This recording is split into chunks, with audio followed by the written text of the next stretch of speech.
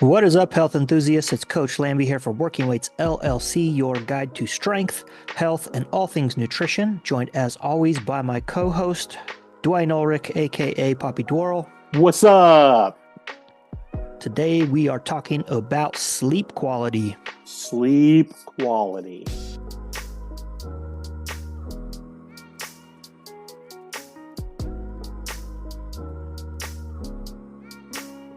Yo. Yes. But to start this shindig off, we have Reels from your wife. reels from my wife.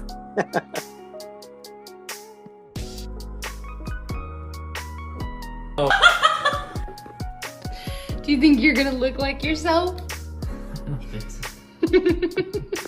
You have one really big ear. All right, so now what do? I hand it to you? It's not bad. Not terrible.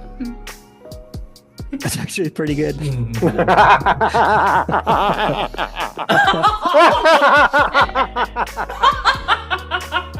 actually pretty good. I look like a caricature. But I kind of do look like a caricature. Oh my gosh. Oh no, yours is so bad! Jen, yours is pretty good! I can't wait Here, to give see me it. the phone. She's You gonna didn't look stop like it, did you? Bigfoot or something. Oh my god. Are you ready? Oh, did he do hers? Yeah. No. Oh no! Oh no! That No! looks like Oh, that she's looks gonna like be the girl so from the jacked. Croods.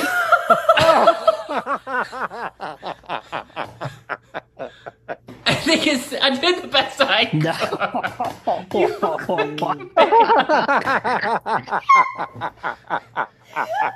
Oh man. Bro, I'm sorry. But when your wife is that attractive, you should just like draw stars and rainbow and rainbow. Don't even try. Man. That's hilarious. I think she was Hey. a pretty good sport at it. I just made us dinner. I'm taking the dog for a walk. Hey, I know you're busy, so I washed your car and changed your oil. Hey, I'm making dirty martinis. Do you want blue cheese stuffed olives or regular? I love your face. I love your face. I love Alex. I love Alex. Oh, yo!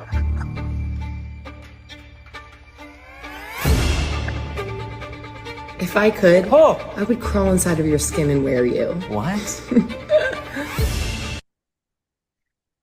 That's totally Christy. Crazy. It's actually not that impressive. What? It's not that impressive. Yeah, it is. No. To me, it is. You know what they say?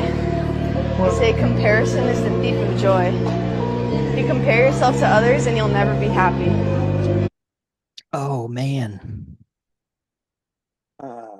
Yeah, wow. I'm waiting for where's this gonna go? So that's impressive weight. Who cares what other people lift? But what if I'm not satisfied with it? Well, I mean, you can push yourself, but you can't do negative self-talk. I tell that to people all the time. Don't compare yourself to others. I like that though. You Comparison. tell is the me thief that of all the joy. time. You tell me that all the time. Yeah. Wow.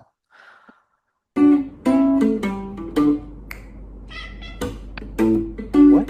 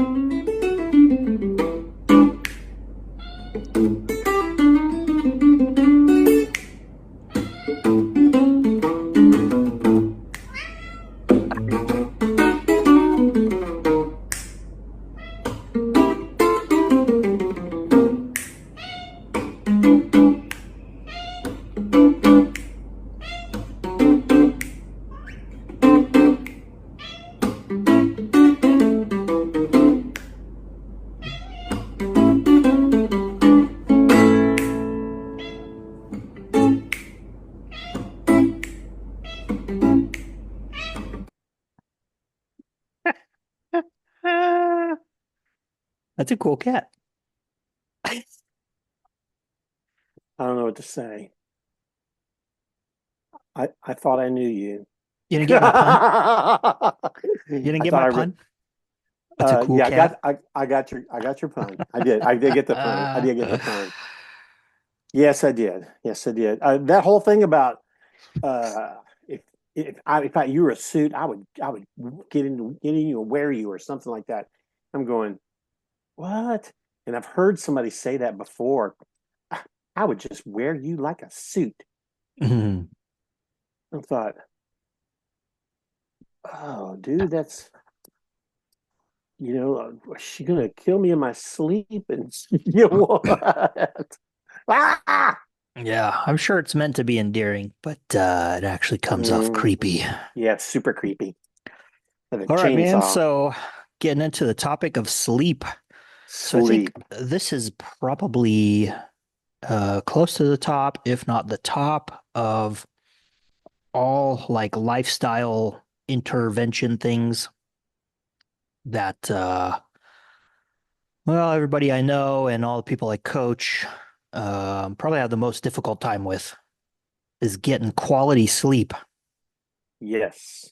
Yes. And by the way, I just want to jump in here and say one of the first, like my first week coaching with Coach Lambie, I let him know. I said, yeah, I don't sleep well. And at first he kind of just, well, what time do you go to bed? Or, what do you do this? And what do you do that? And he didn't seem real concerned. And I thought, well, okay. But a couple weeks later, yeah, we're going to get to that. So hold that thought. Yeah.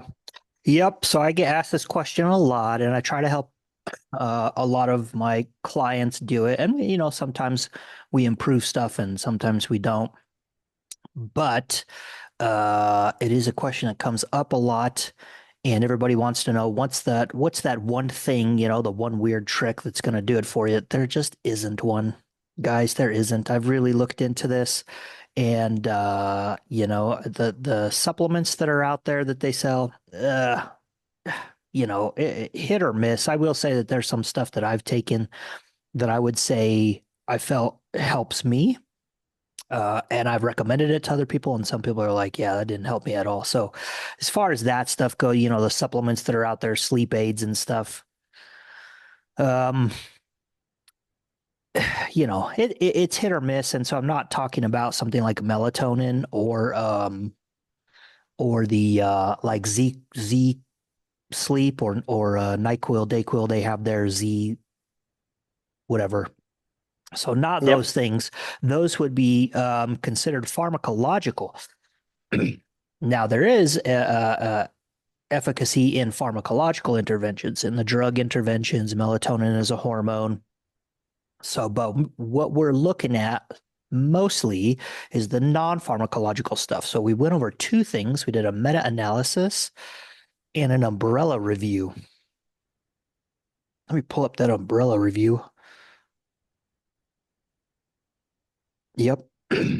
So this umbrella review looked at quite a few things. And if you guys will remember, I don't know if Dwayne remembers, but what an umbrella review is, but it's kind of just like an overarching look at what kind of the totality of the literature says. It doesn't really tell us that one thing is better than the other, but it's just kind of like, here's, kind of the main takeaways of all of this information. Yep. So this umbrella review looked at a whole bunch of stuff, and what they found for some pretty good effectiveness in things was like later school start times, behavior change methods, mind-body exercise. We have sleep education, relaxation techniques, and no, I guess that's all they list there, but there's a whole bunch of other things within those categories. So as we scroll down here, we have some stuff on sleep education, and it's just kind of what it sounds like, just advice on general information about sleep and sleep hygiene tips. And I have a whole bunch of sleep hygiene tips in a resource I'm going to provide you guys. The link will be down in the show notes. It's a PDF. We'll go over it a little bit at the end. Behavior change. modifications, talking about sleep schedules, structured routines, stuff like that. Relaxation techniques, which is be meditation, breathing. I think maybe they include massage in there as well. Physical exercise, and then mind body exercise would be an inclusion of exercise and then some other like behavior change or sleep education or relaxation. So it'd be a combination of the two. They have aromatherapy and massage, environmental, including light therapy, noise reduction, and addressing sleep, psychotherapy, the later school start times, which I'm a big fan of. And so I think one of the best times in my life that I ever got fantastic sleep was when I worked a later shift, 3 p.m. to 11 p.m. Yep. Yeah. Yeah, I agree with that. And I worked a 3 to 11 for a while. I worked a 2 to 10. And for a while, I worked one that was like 4 until 2, which was a really crazy shift. But I know that so we had a conversation, you and I had a conversation one day that you liked it because you get off, you go to sleep, and then when you'd wake up kind of mid-morning-ish, and that gave you still a whole day to go do things. And that was kind of my experience as well. So yeah, I didn't particularly like the shift, but I did like the benefits about being able to do stuff during the day, and then I also slept better too. yeah, it was as long as so I was in the what do you call them, barracks, which would be kind of like college dorms or whatever, and it was a small room, 2-person room, and so we had like one small window, and it didn't face east or west. I think it was north facing, and he had a really fantastic curtain, so the room was very dark. So that schedule and then having a dark room where the sunlight didn't wake me up and everything just seemed to work out very, very well for my life. I can't seem to sleep in very much anymore, but Hey, one time that's what it is. we designed a house one time, and we built a house, and I just thought how cool it would be to have some windows for my bedroom or our bedroom, like pointing towards like where the sun rose. I thought how cool it'd be to wake up with the sun rising. It was the worst mistake ever, because especially if I was working like 2 to 10 or 3 to 11, I'd get home and I'm sleeping, and then the sun's up, and oh my gosh, it was like radioactive glow. Like, oh, so I just never really got good sleep there. Wound up having to get some really dark drapes and almost black, just because it's like, oh my gosh, it's killing me. Can't sleep. Yep. Mr. Sunlight. All right, so let's look at sleep education and kind of how that turned out. So this is general information on sleep health, sleep cycles, the consequences of insufficient sleep, and sleep hygiene tips. It just, sleep education is what it sounds like. It's most of the stuff that you're going to be getting. So if you were to look up a blog post or a video on how to get better sleep, they're going to give you some sleep education. And so 10 out of 17 reviews showed a small positive effect from that. So, not large effects. And then there were some other studies that showed smaller effects, or non-significant effects, but nothing was negative. Behavior change methods. And so that stuff includes, standardizing bedtime, scheduling awakenings, positive routines, controlling comfort, gradual extinction. So this is more for children. And that reminds me here. So all of this stuff is in the non-elderly and non-infirmed. So these are all generally, between infancy and Right. I think 65 years of age is the 65. cutoff. Yep, It yep. does include people with insomnia, these 2 reviews that we looked at. So a lot of these things that we're looking at will work if you have insomnia as well, and it's just a matter of how much they work. So one review found improvements in sleep duration and/or quality were demonstrated. They don't say how much. One review did not report sleep duration outcome. And so, generally for the behavior change, we just see pretty much improvements in either sleep quality or sleep quantity. They don't really say how much. Relaxation techniques, and these are man, I put a lot of these into my own practice, and we'll talk about the resource that I have that I put together. And yeah, so relaxation is just mindfulness. Maybe you meditate, maybe you pray before you go to bed. So it's kind of like decompressing, before bedtime. And these show small to large positive effects. So I guess it's going to depend on who the person is and what intervention it is that you're doing.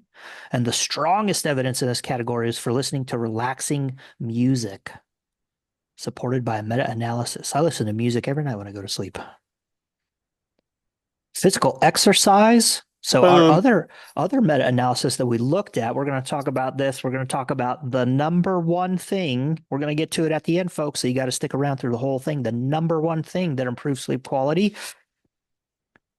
So they looked at aerobic exercise, shadow boxing. I'm not even aware I don't know what that is. that shadow boxing would be something. I woke up but, one you night know, and I was yeah. bogged. There were shadows everywhere, and I was like, "Come on, get some of this." Well, I mean, And I then I know what woke it up. is, but it's kind Then I of woke weird to up. think about doing a study, and it's like, hey, I wonder how shadow boxing affects sleep.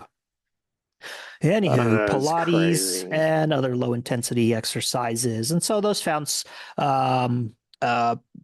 between small and large effects. And again, interpersonal variation there, and also depending on what modality of exercise you're doing. The mind-body exercises, which is the combination of either like relaxation, meditation, whatever, plus exercise, showed to be consistent in improvements. And we have a whole bunch of other stuff. So basically the takeaway from this umbrella review is that of all the things that you can do that are non-pharmacological, everything seems to be pretty positive on affecting sleep quality or sleep quantity. Nothing really showed any negative effects. There were a few that showed like some non-statistical thing, like there was an improvement, but it didn't reach statistical significance, but still an improvement nonetheless. So all of that stuff that you're going to be, all the information you're going to be getting out there on how to improve sleep is going to improve your sleep.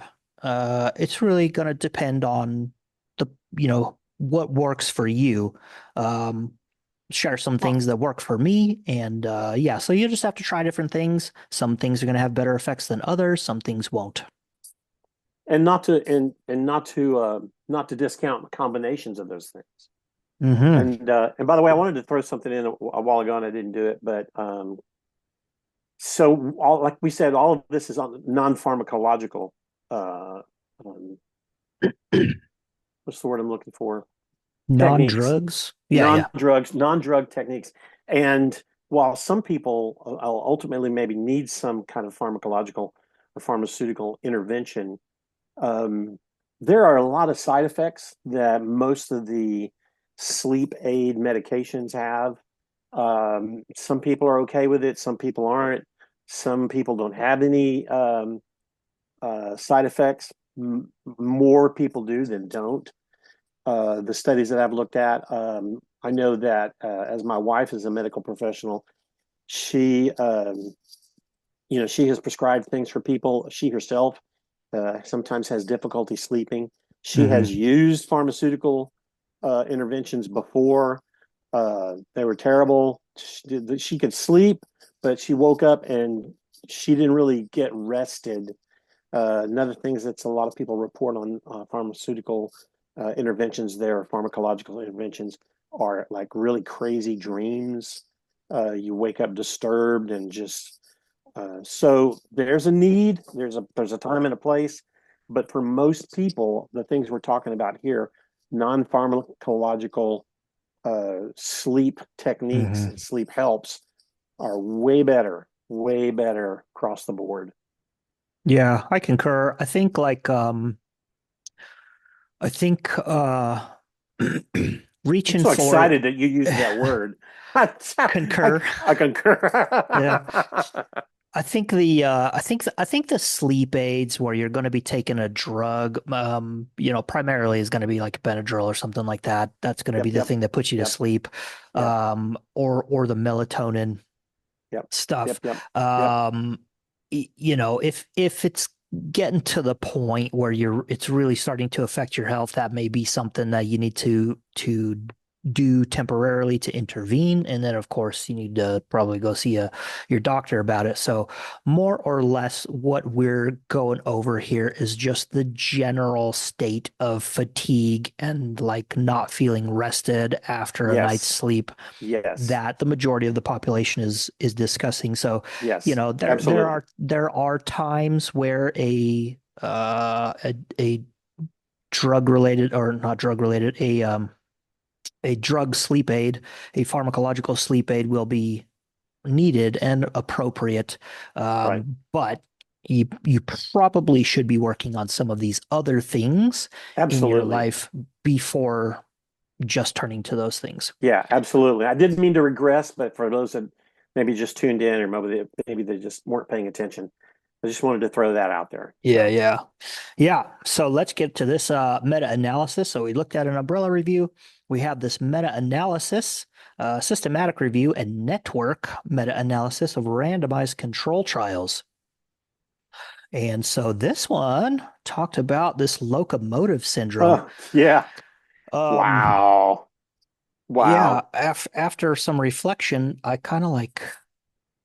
not actually really sure what locomotive syndrome had to do with sleep quality. Me neither. But Me they neither. included it anyway, and it was interesting to look into. So locomotive syndrome is, so they put it here, the prevalence of locomotive syndrome naturally increases with age. And it's kind of that thing where you see as people age and get older, everybody tends to get a little bit stiffer, a little bit less mobile, and a walk starts to turn into a shuffle. And there were some interesting tidbits in here that came from that. Yeah, for wait, I can't wait Yeah. anymore. I can't. So there's a home assessment that you can do for if you have locomotive syndrome. And it's not just necessarily older people. I mean, people within the 30s and 40s sometimes have this as well. But number one is, can you put on a pair of socks while standing on one leg? I'm sorry, I can't do that. I tried it the other night. I was like, I got my legs up and I got the other leg. I'm getting that sock on, and it just went. Ew. And I said, does it count if I got the sock on before I hit the bed? I couldn't do it. I'm like, oh my gosh, what is this? Yeah. Yeah. It's that's a pretty hard task for a lot of people out there. Um, Putting that sock on, standing on one foot. But yeah, so they talk about the prevalence of locomotive syndrome. 40 to 50% of non-elderly individuals in their 40s and 50s meet the criteria for locomotive syndrome. And between 22 and 25% of men and women under 40 years of age meet that. So, I mean, that's kind of a lot to be under the age 40. So be in your 20s and 30s. Almost a quarter of Americans meet the criteria for locomotive syndrome. And so that's generally, we want to think about people who are in their 70s and 80s, who have a hard time getting in and out of the car. Again, you might see them shuffling instead of walking, and it's just that kind of like really stiff movement. It isn't that fluid, movement pattern that you would see from somebody who you can tell is physically active. They spend a lot of time doing things, going for walks, gardening, doing all that stuff. So pretty important stuff. Back to the sleep stuff here, though.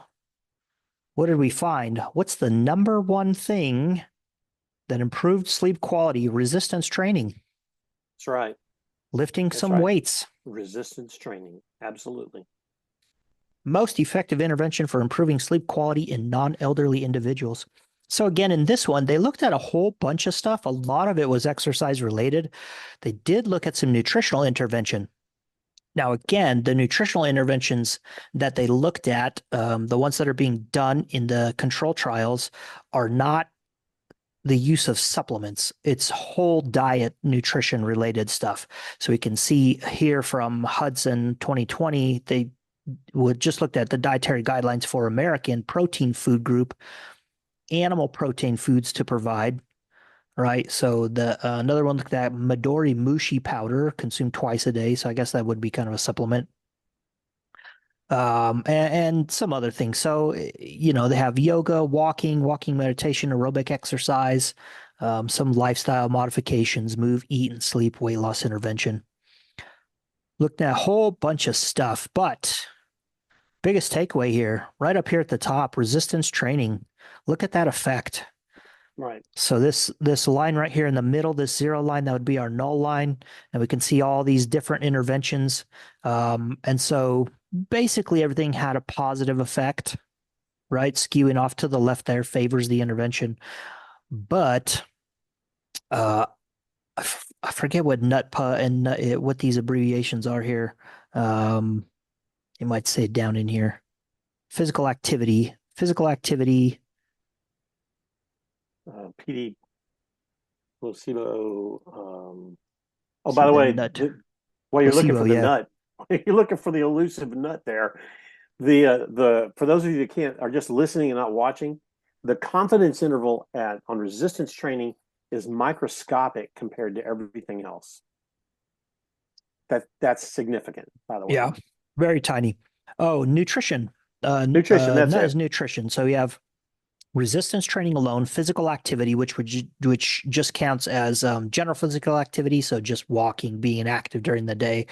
Yep. Nutrition, and then you have nutrition and physical activity intervention combined. So for resistance training, the effect size is way over here. I mean, it's massive.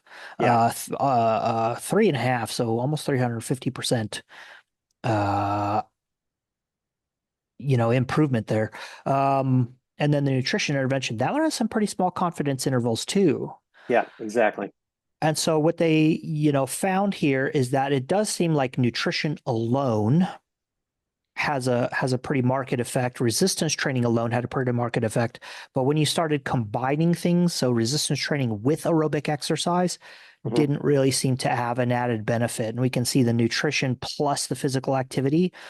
That one was even a little bit less significant. Now, there may be some reasons for that, all right, in so much as that as the more things that we combine in an intervention, the less of an effect we're going to see in our results due to one thing or the other, okay? Right, yeah. So it's like, it's hard to think of an analogy here. I can't think of one. But anyway, we'll move on. So just to see that nutrition and physical activity combined here was lower than just nutrition doesn't mean that you shouldn't include both of them. All right. Because when we look at these in isolation of one another, we can see that they both have a marked effect. All right. But when we combine them two, you have the results of one kind of interfering with the other. And so that's why you might not see as much of an effect when you put these things into a meta-analysis. Right.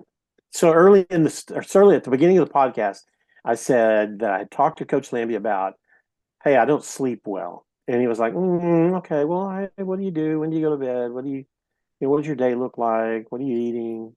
And then he just kind of didn't worry about it. I said, well, we'll look at it. And so about a week, maybe 2 weeks, 3 weeks tops, dude, I was sleeping like a baby and waking up refreshed because of resistance training.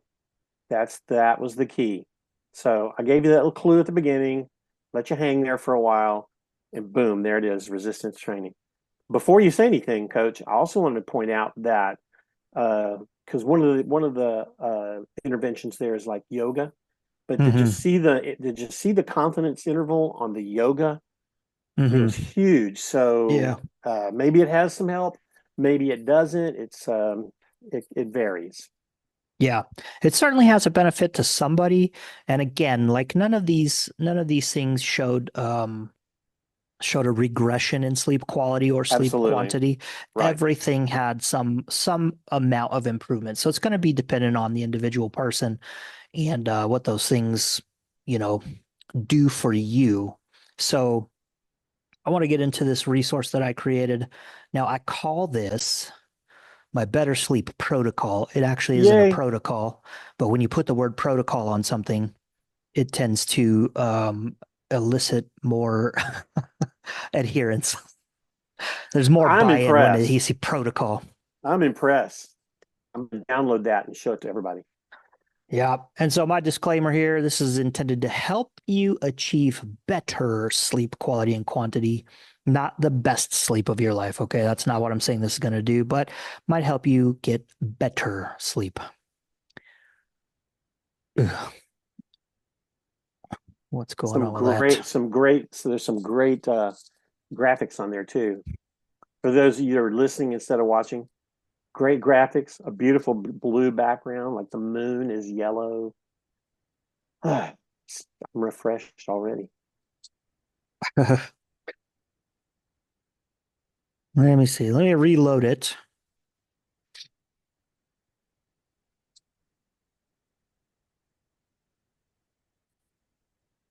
All right, let's see if we can do this again.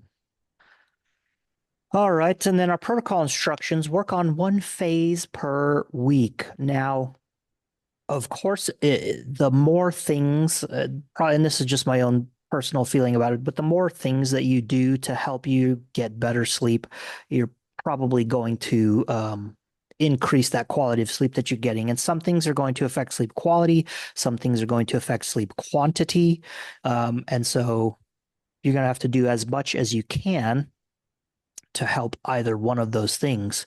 And these things are just like every other lifestyle intervention. It's going to require work. It's going to require you to put in some effort to do these things, because we're talking about breaking habits right now. So, Yep.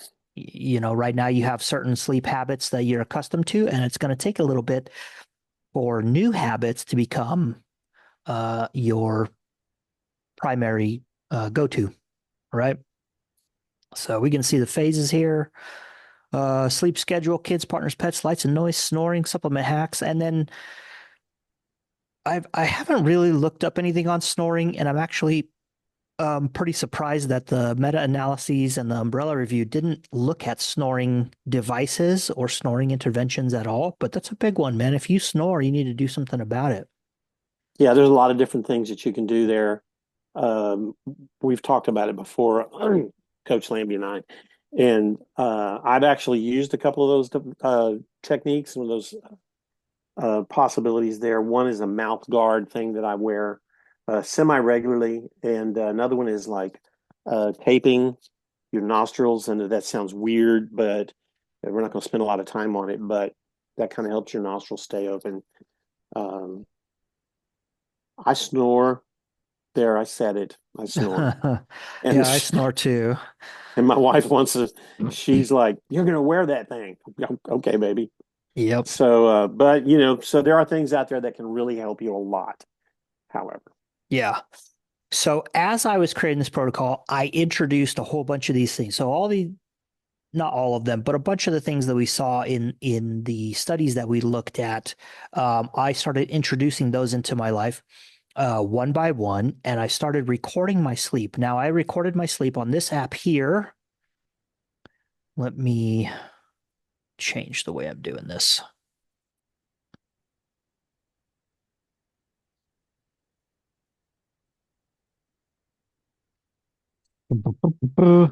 Yeah, whatever.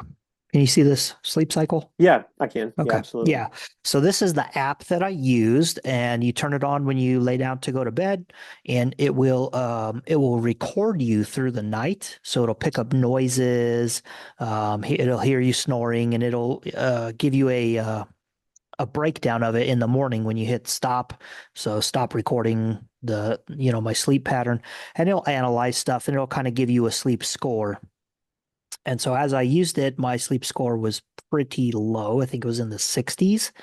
And as I started implementing more and more of these things, I started getting into the high 80s and low 90s as far as my sleep. And then there were times where I would hit 100%. Like I would sleep all the way through the night, and I would sleep for like 8.5 hours, wake up, and the thing would be like, you got 100% restful night. Now that's the accuracy that the apps will do it. I don't know, but so another one. Yep. While he's pulling up the next one, Where'd it go? there's some Let me pull it up. things on your if you have an iPhone, I mean a iWatch, Coach Lambie has one of those, and so there's some things you can do with that. Also, I used to have a Fitbit, one of the upper level Fitbits, and it would do a sleeps kind of watch my sleep as well. Then I broke it, not because not because of my lack of sleep, but it broke, and so I haven't used that for a while. But Yeah, and these apps will sync up with your health app, and so if you wear the watch at night when you sleep, or your Fitbit or whatever, something that's recording sleep and recording that to an app, these apps will sync with those apps, and so you'll get two sets of data. One's from the phone that's recording you, and then you have the other one from your watch. So you'll get a little bit better of a picture. Your watch will help you pick up how much you're moving during the night, how much of a restless sleep you had. It picks up your heart rate and all that other stuff to give you a little bit better idea of all that's doing. So the sleep app that I use now is this one called Better Sleep. And I really like it because it allows me to turn on these sounds. So it has all kinds of sounds and music, and it has some relaxation and meditation stuff in there. It'll read you stories. It has some hypnosis stuff in there, which doesn't actually like hypnotize you into like you're going to be clucking like a chicken. But it does, for some people it helps you fall asleep. I can't listen to the stories in the meditation because it has someone talking, and that just if there are words coming out of someone's mouth, it gets my mind going. So I like the sounds and the music, and there's one in there that's kind of like you would hear it at a spa, like you're getting a massage or something, and I think it's called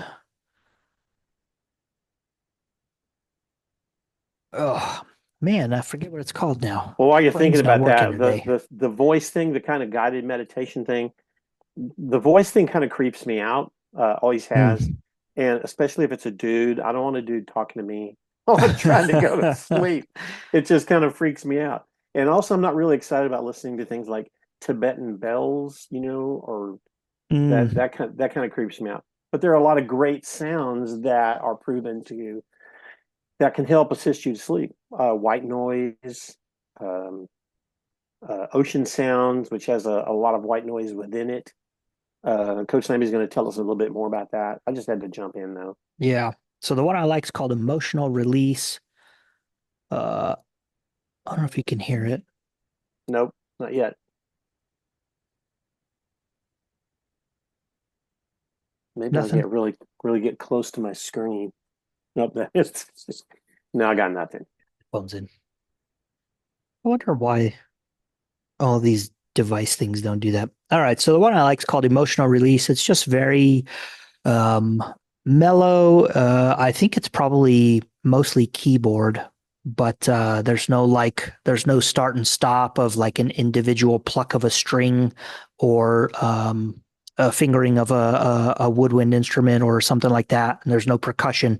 It's all just kind of very flowy. All the sounds flow into one another. That helps me get to sleep. And they have sleep tales, meditations, music. They have breathing techniques. So if you wanted to do some of these relaxation techniques and go through a guided kind of procedure before you go to bed on how to relax and do some breath work or something, it has all of that in there. So big fan of it. Very, very highly recommended. Yep. All Absolutely. right. Are we back on the sleep thing? Yes. In the screen? Wait, all right. No, we're on you and I. Oh, I got to reshare. Bloop. There we are. Yep, there we are. All right. One. So I implemented these things, started improving my sleep quality and sleep quantity. So some of the things that I did, got onto a regular schedule, waking up and going to bed at the same time every day. So whether or not you sleep, it's important to turn the lights off and go to bed at the same time. And I try to get 30 minutes of sunlight in the morning. That does seem to help bring your circadian rhythm back into where you want it to be. Okay. Right.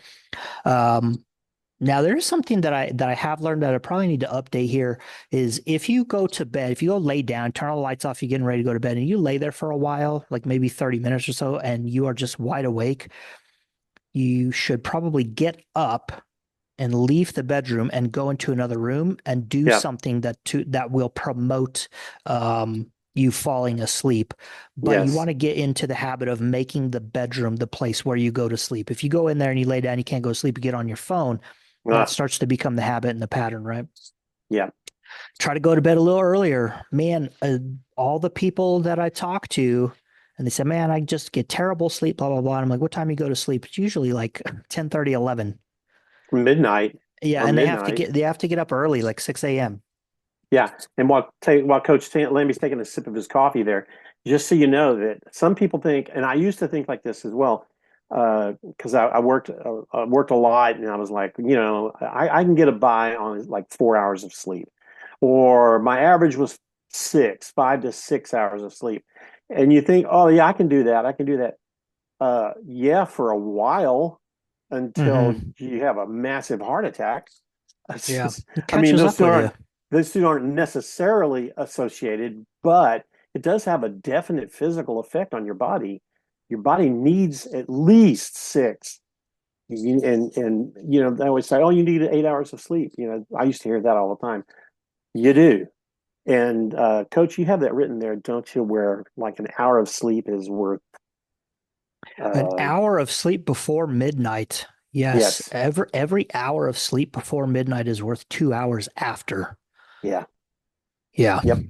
And I got that from a sleep, what do you call it? Like a hospital? Yeah. So that was advice from a sleep hospital. So not just making that up. Limit your caffeine intake. I know this kind of sucks for people, but if you are struggling to sleep and you are consuming quite a bit of caffeine during the day to help you get going, you might want to try cutting back on that for a little while. It's going to suck in the beginning. I'm not going to lie. It's not going to be fun, but it will help you out over the long term. So try and cut it back to less than 150 milligrams per day. So that's 1 Red Bull or maybe 2 cups of coffee. And don't consume caffeine after 10 a.m. So this may vary from person to person. And it certainly helped for me. Cutting it off at 10 a.m. seems to be the key here. So we talked about caffeine, and the half-life of caffeine is about 4 to 5 hours. Okay. So if you consume 150 milligrams of caffeine at 10 a.m., all right, 4 to 5 hours, what is that, 1 or 2 p.m.? Yes. You still have 75 milligrams of caffeine coursing through your system. And so by the time you are trying to unwind for the day, you still have, 35 to 50 milligrams of caffeine running through you from this. If you had 150 milligrams at 10 a.m., that doesn't count the caffeine you had before that. Right. So, and then don't consume caffeine for the first 90 minutes of waking. Now, I need to take this out because there actually isn't any good evidence on this. Once I started looking into it, I need to take this out. There's no evidence of that. You can have caffeine right when you wake up. All right, turning off overhead lights, turning on lamps below eye level after dusk seems to be beneficial for me. Eating 2 hours before going to bed. Now, this doesn't have anything to do with hormones and blah, blah, blah, blah, blah, blah, blah. It's just a matter of digestion. And if you are experiencing heartburn or GERD or any kind of digestive related issues that are causing you not to fall asleep, you might want to cut off when you stop eating a little bit earlier in the day. And that might help you fall asleep a little bit better. Blue light blockers at night. So turn on those, and these are links right here, by the way, people. So these blue light blockers, I ordered these and I wore them, and I have different ones now, but they do seem to work. Yeah, while he's talking about blue light blockers, one of the things that he had mentioned is that, turning the lights off in the bedroom. I have an alarm clock that puts out massive amounts of light. Mm-hmm. Okay, you think, oh, you turn the light off, oh, it's going to be dark in there for a few seconds or so. But the Hmm. lights on my clock, my alarm clock, were so bright, it could kind of light the room. So I covered it, and then I have another little device that kind of filters the air, and it just has a blue LED on it. And I found one night I woke up about 3:30, 4 o'clock for whatever reason, don't know why, but that blue light lit the room for me. I could find my way all over go to the bathroom, come back, and check my watch because I could see just that blue light. So if you can do that, if you can see at night like that, you need to cover that puppy up because it will distract you. Yep. Yeah, that little bit of light will disrupt your sleep. Kids, partners, and pets. This can be a big one. So this is more about these things will bring you out of sleep. They will also prevent you from going to sleep. So if you have the kids and pets and stuff in your bed, or your partner tosses and turns a lot, as they move around and tussle around, that's going to disturb your sleep. Also, even if your pets sleep on the floor or whatever, but they make a lot of noise at night and that's waking you up, you may want to do some stuff. Now, listen, I get it, right? I have a 4-year-old. She's about to turn 5. She sleeps most of the night in her bed, but she does get up and come into our room in the middle of the night. It wakes me up. So I get it. You can do what you can do, but just try to do something about it, right? You can move your pets out of the room. I understand pets are family too, but if it's, affecting your health, maybe you might want to have some reconsideration about that. Now, creating a little wall of pillows between you and whoever else is in the bed does seem to help a little bit. Yeah, but if But any of you have small children, we all know what it feels like to have a foot covering your yeah. nose or a foot sticking in your rib cage. Oh yeah, we Yeah. understand. Yep. So creating that pitch black room, man, try to get rid of all those lights, all those little LEDs that are on stuff all throughout the house. Like Dwayne was saying, if you can see your way through the house at night to the bathroom, or, from your bedroom to the bathroom, most people have an ensuite or something. It's too light. It really Yeah. is too light. So cover all those little LEDs. You can cover your alarm clock with a cloth or a blanket or something.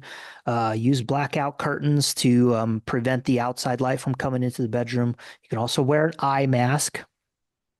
I forgot we had this slide. I wouldn't have said it so soon. I was like, Yeah, you have oh, the we eye. have this slide, man.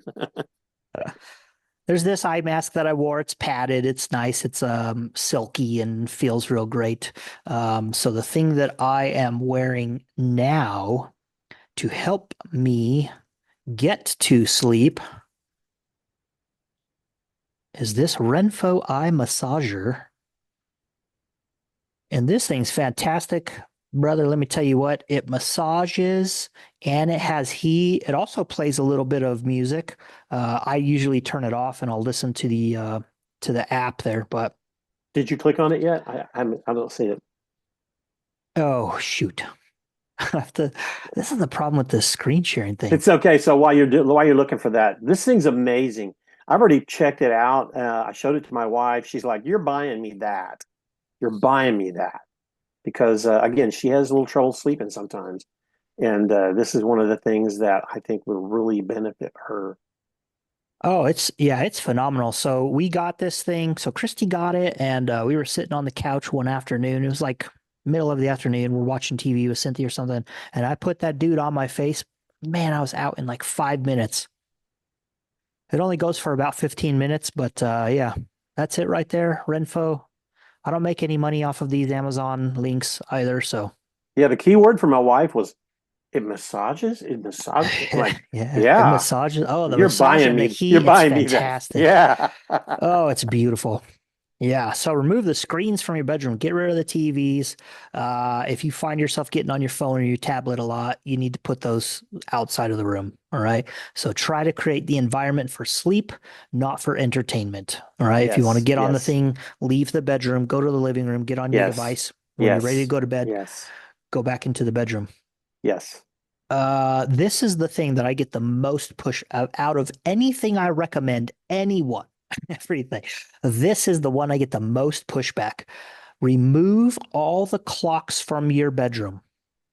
So if you find yourself looking at your phone to check the time, or you're looking at your watch to check the time, or you have an alarm clock that you're looking at, get rid of all of those things and don't check the time. All right. Yes. So as people are waking up and checking the time, your brain switches on to calculation mode. Now you're in there doing math to figure out how Yep. much sleep you Yeah. have left, blah, blah. And that really wakes you up. It really disturbs your sleep. And for me, this one thing here probably made one of the most impact on my ability to sleep through the night. This one thing, not checking the time anymore. Yeah. All You know, right. I want to say something real quick about that. It's like, have you ever heard of somebody who said, "Yeah, man, I woke up in the middle of the night. I was like, must have been 3 o'clock. I fell back asleep. I woke up again. It was 3:02. Mhm. Went back to sleep. It was 3:05." Well, guess what? Your mind is working. It's doing math. It's calculating. How long can I be asleep? Oh, I just woke up. Oh, what he's saying is true. Take those clocks out of there. Get Do the it. clocks out. Get it out. Don't fight me on this. Just do it. All right. Create a quiet environment. So I have a fan. We run a fan all the time. It helps with that white noise. It helps Yep. block out any ambient noises outside of the house, or Yep. the other noises that come from the house, the ice maker on the fridge and other Yep, things yep, like that. Yep. You We can do also too. wear you can also wear the earplugs.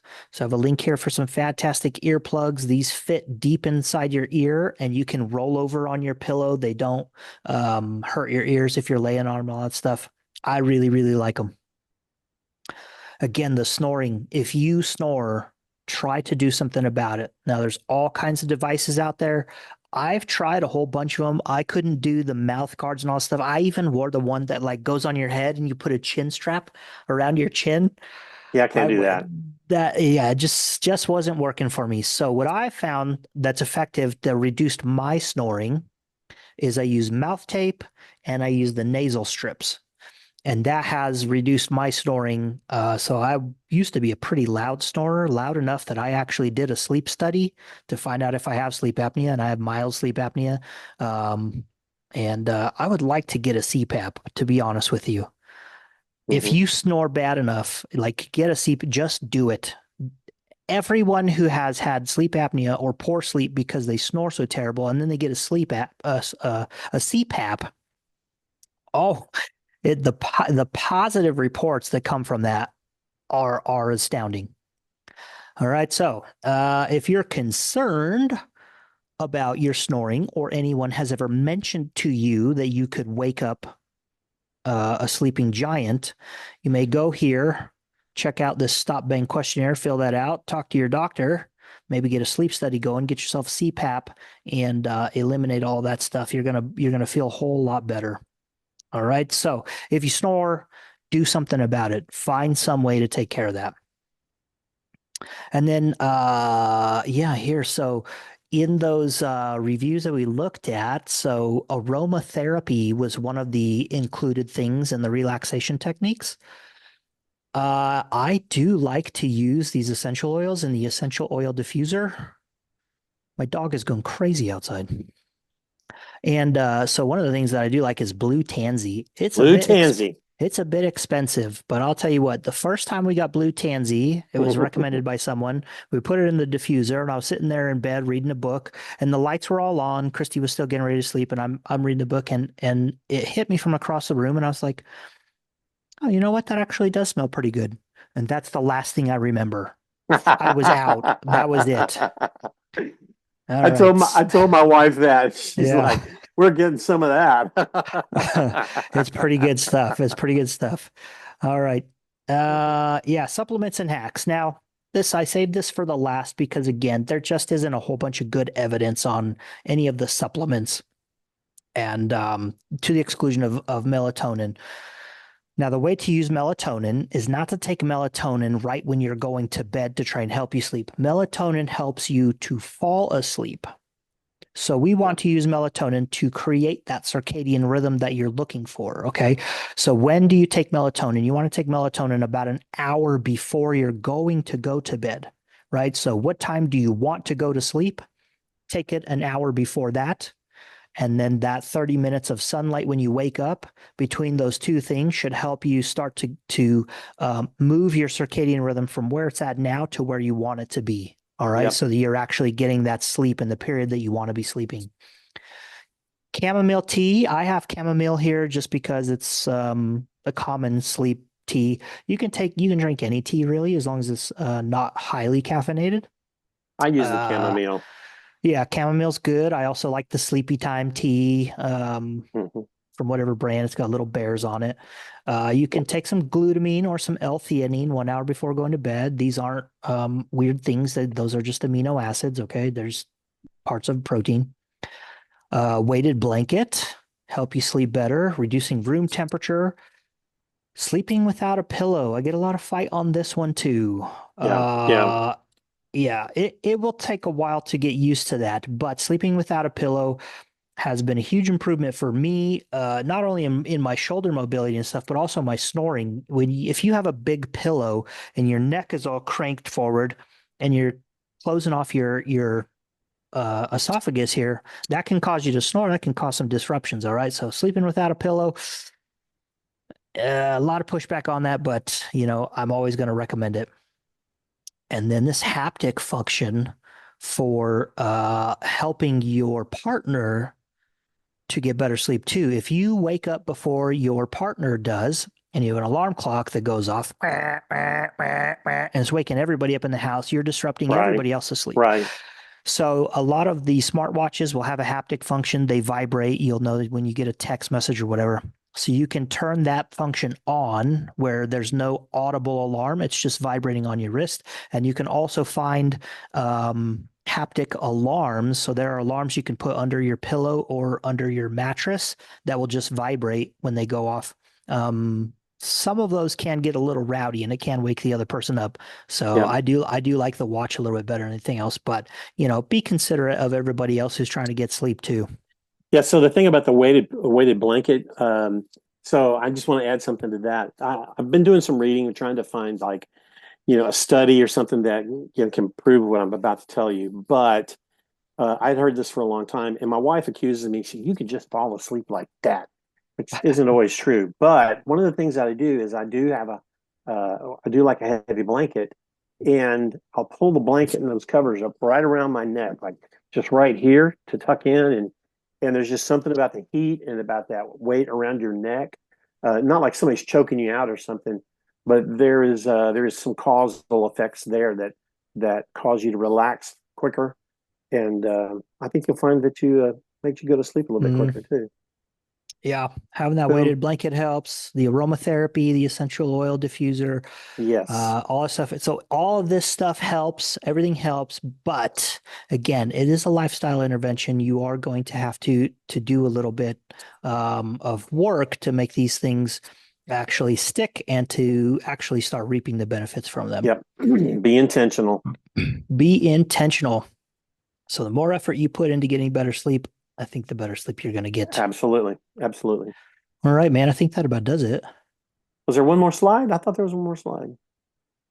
Yeah. I mean, I had the slide on what to do if you wake up in the middle of the night and you can't fall back asleep, and some getting to sleep tips. But that's in the resource. Everyone can go look at it. Okay. Perfect. Yeah. Perfect. Cut this thing up before we get too long-winded. So. Absolutely. All right. Nobody's ever accused me of being long-winded. Yeah. All right. That's funny.